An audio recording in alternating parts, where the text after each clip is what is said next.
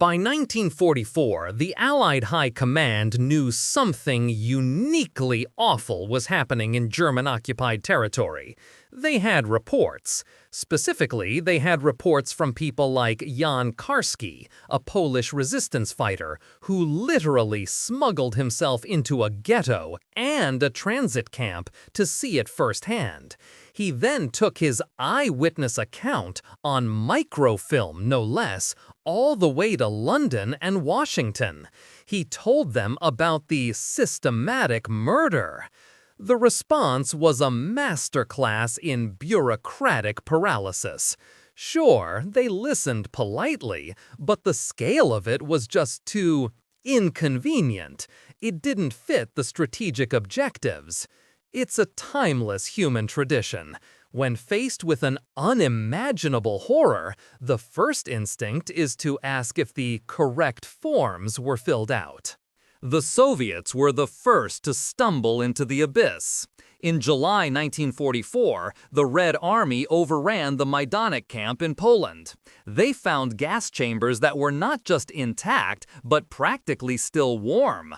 They found crematoria and warehouses filled with a staggering 800,000 shoes. Their reports to the West were met with a healthy dose of skepticism. Because, of course, the first thing you think when your ally tells you they found a murder factory is that it's probably just clever propaganda. The Western press barely covered it. Nothing builds trust in an alliance quite like one side discovering industrial-scale slaughter and the other side assuming they're just exaggerating for effect. It took until April 1945 for American forces to get their own personal tour. The 4th Armored Division rolled into Ohrdruf, a subcamp of Buchenwald. What they found was so beyond their comprehension that General Eisenhower himself made a special trip. He brought along Generals Patton and Bradley. Patton, a man who had seen the worst of combat, famously had to find a quiet spot to vomit. Eisenhower, ever the forward thinker, immediately ordered local German civilians from the nearby town to be marched through the camp. It was the world's most horrifying mandatory field trip, a desperate attempt to prove that yes, this actually happened, and it happened right in your backyard. When the British arrived at Bergen-Belsen, they found something different. It wasn't primarily a death by gas camp, it was a death by indifference camp. The place was ravaged by a typhus epidemic. There were about 60,000 living inmates and over 10,000 unburied corpses lying around. The liberation was a logistical nightmare.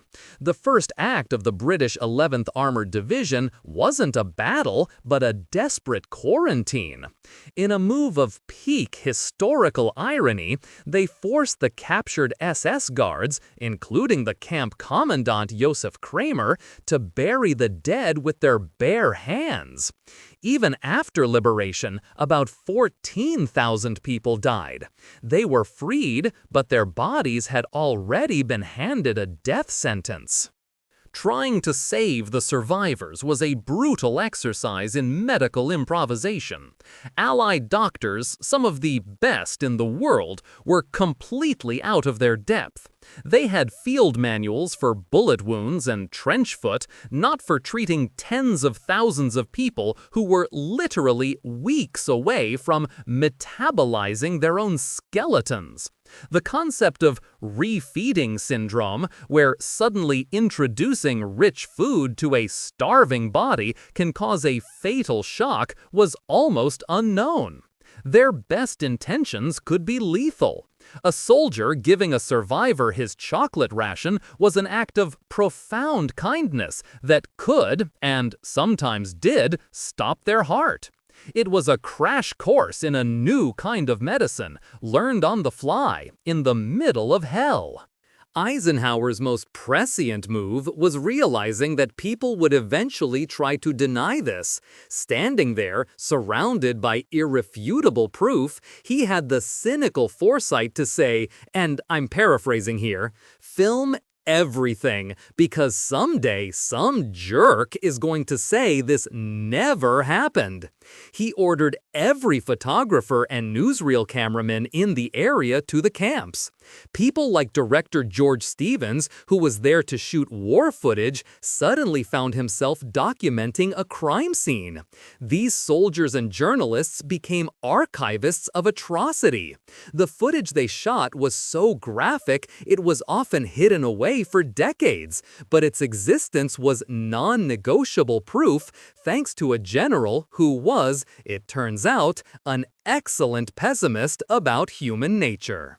Forcing German civilians to tour the camps became standard operating procedure. In the town of Weimar, citizens were marched up the hill to Buchenwald. At Dachau, the citizens of the neighboring town were brought in to witness the results of the government they had supported, or at least tolerated. The reactions were a mixed bag of performative horror, genuine shock, and outright angry denial. The most common refrain was, "Wir haben es nicht gewusst." We didn't know. This was a fascinating claim, considering you could smell a place like Dachau from a mile away on a bad day. It seems a nation can develop a very specific, very convenient form of selective amnesia when it suits them. Beyond the human tragedy was the sheer, mind-numbing bureaucracy of it all.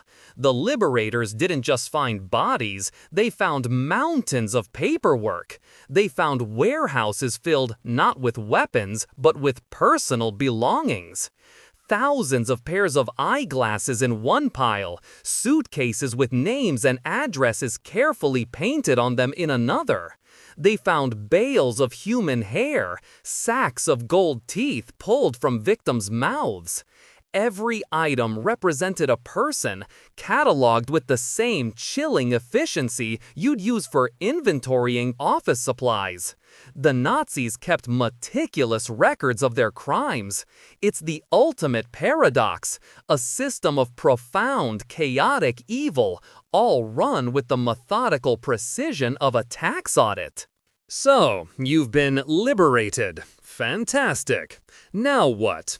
For hundreds of thousands of survivors, freedom meant being utterly alone in the world.